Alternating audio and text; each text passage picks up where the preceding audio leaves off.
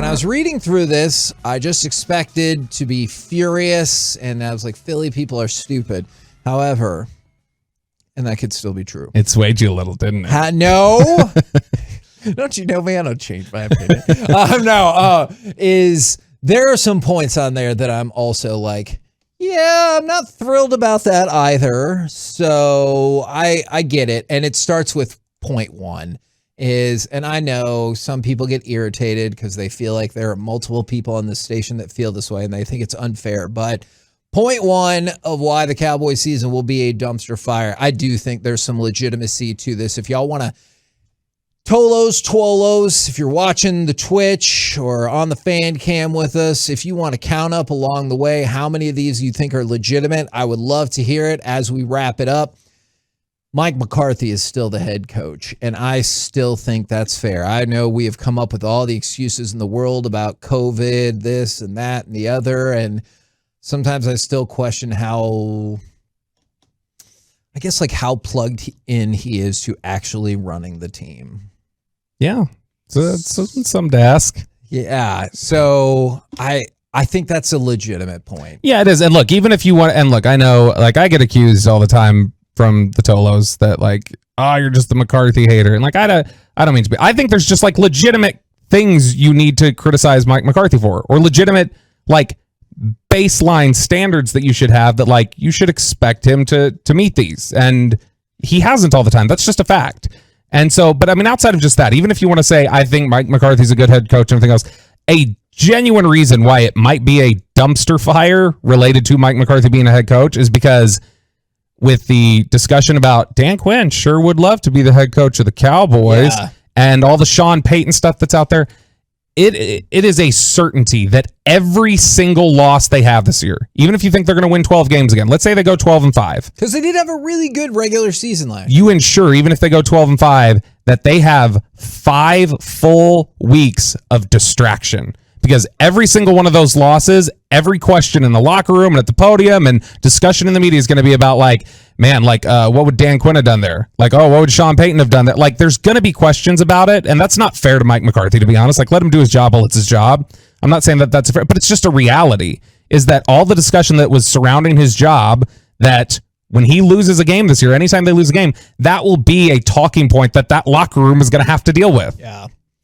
Now, number 2, I'm intrigued to see how this one plays out. I can't give you a verdict just quite yet. The wide receivers are no longer a strength. Like, I get it. Losing Cedric Wilson and Amari Cooper, not something you love to see from a pure talent point of view. But I am intrigued to see how quickly Michael Gallup comes back, how CeeDee Lamb excels as a number 1, and how quickly we can integrate our draft pick into the mix here.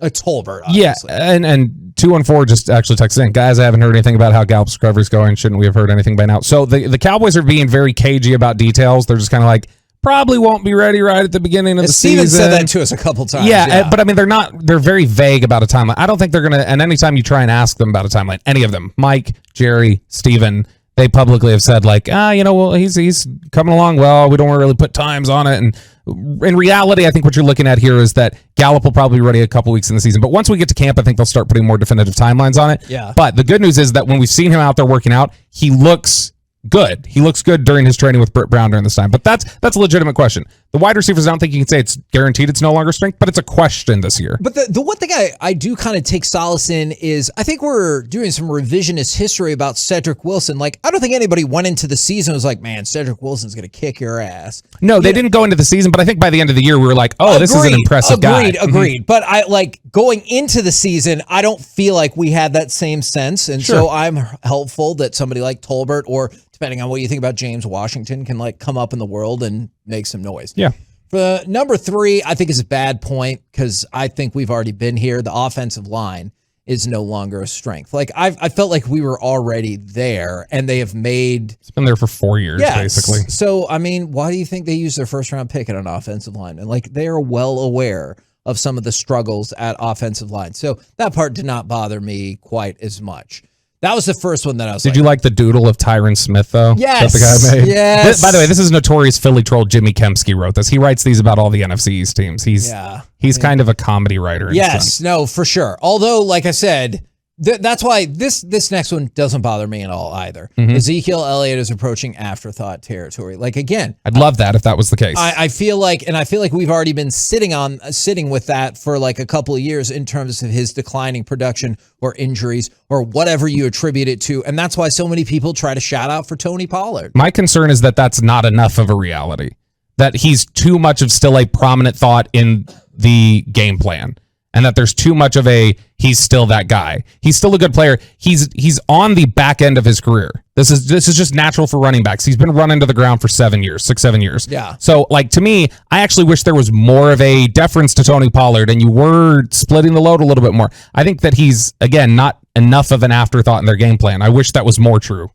Number 5, probably, you got to make a list. It's got to, if you're talking about the Cowboys, it's going to include Dak. It's all on Dak this year for the first time in his career. 2 questions. Is that the way you see this? And does that concern you then? Well, clearly you love Dak. We established that earlier. I believe in Dak. I'm a big believer in Dak. I want to see that Dak is fully healthy this year. And that there are not lingering effects from the broken. I think, honestly, the biggest issue with him last year, I've said this on the station a lot, I think it was equal parts about the injury itself, but also about like the mental aspect of like he was feeling like he was starting to break down last year with like 3 injuries: the shoulder, the broken ankle, the calf. He had 3 injuries over the course of like 8 weeks on the field, total playing time. And so to me, I think he just started getting some PTSD about worrying about breaking down. I think he was scared to get hit. Not like he couldn't take the hit, but he didn't want to get knocked off the field. He was worried about that. So I'm hoping, I just want to see how he's moved on from that. I want to see how he looks in the pocket, taking hits, reacting to defenders. But no, I don't think this is the first time it's all been on Dak. I mean, Dak honestly was shouldering a lot last year in the first half of the season. Dak was shouldering a lot in 2019. He honestly, like, we've seen him carry the second half of 2018 when they went on that run where they went 8-1 and got into the playoffs. Yeah. Like, he was the Dak to Cooper connection was a big part of that. So, I mean, I'm confident that Dak's going to bounce back this year. I think this next one, so far I'm really only at 1, maybe 1.5, though this next one might kind of bother me a little bit. Takeaway regression is coming. And I know people in the analytic business are huge on takeaway regression. Most interceptions in the league since Everson Walls. But by the way, Everson Walls, year after he led the league with 11, he led the league again with 7.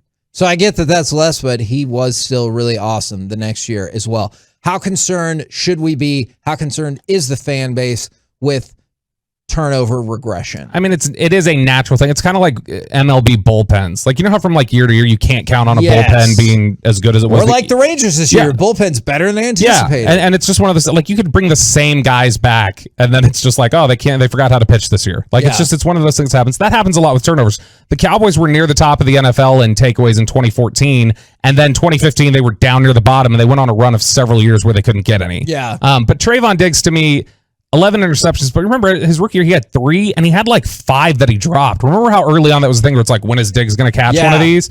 And so, like, I mean, he realistically could have been in the area of like 6 or 7 as a rookie too. And so, I mean, I just think that's his style of play, and he's going to continue to get them. Do they get them all on that same scale with the whole team? I don't know. It remains to be seen. It helps when you've got a guy like Micah Parsons and DeMarcus Lawrence, like, getting pressure and generating bad throws. Number 7 on the list. This is kind of vague. The front office never learns from past mistakes. First of all, I do agree with that contention. Second of all, the idea that they're using to prove that contention is the contract they're going to give Dalton Schultz, even though that hasn't actually happened yet. I guess I am probably still of the belief that that's going to happen because I don't think the Cowboys are particularly adept at understanding how to handle the salary cap on a year-to-year basis, but that's just me. But I think this is valid just because, I mean, look, we all have followed and covered this team. There are times when I think the front office repeats the exact same mistakes. Plus, I think the front office is terrible at negotiating. I mean, look, I don't think they're ultimately going to give Dalton Schultz the deal. I think they're going to hold firm on that. He's going to play on the franchise tag and he'll be out. I could be wrong, but like, there's not a lot of leverage for Schultz at this point. I do think one of the other points they make here is a good point, that they consistently take their risks on character guys in the draft, and they did it again this year with Sam Williams. Like I made the point to. We're still waiting on Josh Ball. And, yeah, I made the point to. I think it was Larry and CA over the weekend that like the Cowboys like handling character risk guys. It reminds me of like all these Jurassic Park movies we've seen. How they're like, it's gonna work this time. They're not gonna kill us this time. They're not gonna break out and kill everybody. Yeah. And then it's like, oh no, like then your second rounder is getting arrested again. Can I tell you real quick, since you compared Jurassic Park, the thing that I liked about Jurassic World or found particularly fascinating is that the world got tired of seeing dinosaurs at the park. They're like, hey, it's dinosaurs. Don't care anymore. We need to make new dinosaurs. That was a fascinating concept to me. I was like, we're just going to get tired of seeing dinosaurs? Yeah, I don't think that would, I think that would have staying power for, I do too. For like ticket prices and things like. Again, my whole thing is just like that they're like, no, this time we figured it out. And then it's like you don't even, each movie, it's not even like a thing where it's like, oh, but we figured out what was wrong this time. Oh, now we're in another issue. It's the same issue every time. Oh, they just kill us and they break out every time and we can't contain them. I want to, point number 8 is all fine and well. Let's mention other holes on the roster. Yeah. I want to move to the last two. They have the hardest floating games in the NFC East. So this is when you're talking about like your non-common opponents and everything like that is the Bengals, the Bucks, and the Rams. No question, that is a hellacious 3-pack of games right there. It is. I think that's fair. And then also, I know this is not like based in necessarily logic other than like the fact that it's a trend. There hasn't been a repeat NFC East champion since 2004. I could see how you're like, well, that doesn't matter because this year X, Y, and Z. But there is part of me that looks at it and they're like, I don't know, man. We're coming up on 17, 18 years. It feels like it matters somehow. I mean, yeah, it's really like it's reaching a point now of like unfathomable luck. Yeah. But I mean, there's also no like real reason to point to and go like, but here's an explanation as to why that would happen. It really is bad luck. But I do think the hardest floating games in the NFC East is an interesting point. Yes. Because while that is obviously they have tougher schedule in that sense within the NFC East, it is the least consequential to their tiebreakers within the division. What matters most is the teams you're playing within the division and then the record versus common opponents. Yeah. And so those are like, while that makes things tougher on their schedule overall, it's the least consequential to whether they'd have a tiebreaker over somebody in the division. All right. And now, so I'm looking up down the list. There hasn't been a repeat champ since 2004. I'll count that. They have the hardest floating games outside the NFC East. I'll count that. Holes in the roster. No. Repeating past mistakes. Yep. I definitely count that. And then takeaway regression. I count that. It's all on Dak. No. Zeke is being phased out. No. The offensive line isn't great anymore. No. The wide receiving core is not a strength anymore. Man. It's a question. Yeah. And then the very first one, Mike McCarthy is still the coach. So I will say, even if it is the Philly voice, and sometimes they do bits, of those 10 reasons, I thought 5 were probably respectable. And if you're listening, you've been counting along, let us know how many of the 10 that you came up with, 877-881-1053. But I think I'm saying 5. I think, honestly, the biggest, or one of the biggest, I think the biggest point is clearly, like, what's the coaching staff going to be? And this is a big year for them. But I honestly think the bigger issue that he didn't even address is they lost large portions of talent, and they didn't seem to bring back equal or better talent in those spots. Like you lost Amari Cooper, you lost Randy Gregory, you lost Lyle Collins, even though you willingly walked away in some of those the Randy instances. Gregory thing, we got 2 players for I that. know, yeah, so yeah. And I mean, Dorrance already was like, Harvey Martin. Yeah. But no offense, Dorrance. I'm just, but my point was like, that's the bigger thing to me is that they seemed less concerned about filling talent and just trying to get the nucleus right and get the culture right. And that may backfire. They're a less talented team this year. That's a bigger reason for regression.